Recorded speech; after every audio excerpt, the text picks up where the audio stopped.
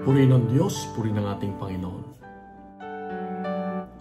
Kailan yung masyado kang focus sa mga batas ng buhay o sa mga bagay na akala mo ito ay mahalaga, pero sa larawan, paningin ng Diyos, ito ay napakaliit lamang. Meron ako isang kaibigan na masyado siyang, tawag dito, competitive. Lagi niyang iniisip yung estado niya sa trabaho, sa buhay.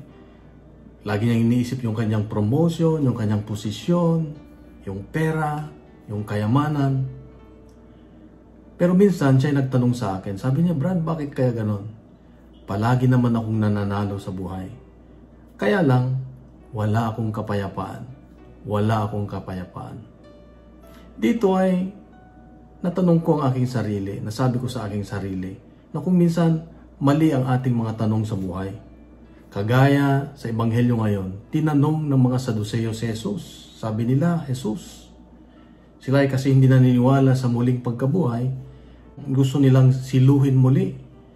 Subukan itong si Jesus.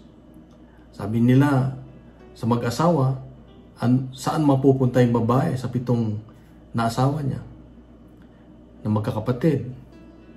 At ang sagot ni Jesus ay game changer. Bakit? Kasi sabi niya, sa langit, sa muling pagkabuhay, mag-asawa man dito sa mundo, pero sa langit o sa muling pagkabuhay, ang babae at lalaki ay hindi na mag-asawa. Ibig sabihin, pantay-pantay na tayo. Ibig sabihin, ang relasyon natin dito sa lupa, kumpara doon sa muling pagkabuhay, ay perpekto na. Anong ibig kong sabihin? Dito sa lupa, ang mag-asawa, laging nag-aaway, laging nagseselosan, laging may takot, laging may paghihiganti, laging may pananakit. Pero doon sa kabilang buhay, wala na. Perpekto na. Kaya nga sabi ko, mali yata yung tanong natin sa buhay kung minsan. Bakit? Kasi ang tanong natin ay panlupa lamang na kaisipan. Hindi yung kaisipan na paano kaya ang buhay na walang hanggan. Sa buhay na walang hanggan ay perpekto. Sa buhay na walang hanggan, ang nag-e-exist lang doon ay pagmamahalan, pagmamahal. Kung kaya nga, dito pa lang sa lupa dapat ang buhay natin. Ito yung ating pinagyayaman, yung pagmamahal. Ito ang hamon ng Diyos sa iyo at sa akin ngayon, kapatid.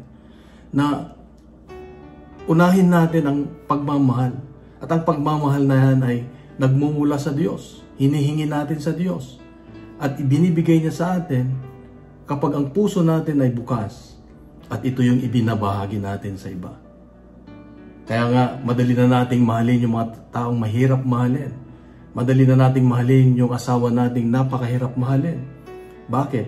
Dahil kung inuuna nating mahalin ang Diyos, hingin sa Diyos ang kanyang pagmamahal, pupunuin niya tayo ng kanyang pagmamahal at ito ang naibabahagi natin. Kaya nating mahalin yung mga kaaway o mga mahirap mahalin. Kaya kapatid, ito ang hamon ng Diyos sa akin ngayon. Na ibahin na natin ang ating katanungan sa buhay. Marami tayong pinoproblema dito sa lupa.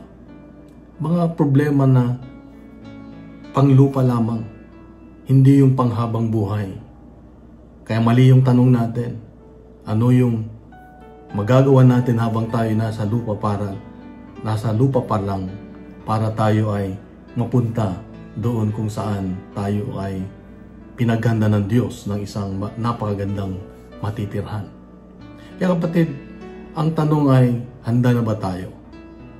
Kaya nga, ang dapat goal natin ay magkita-kita doon sa langit habang tayo nasa lupa lamang. Kaya ang ginagawa natin dapat araw-araw ay papunta doon sa langit, papunta doon sa ating Diyos.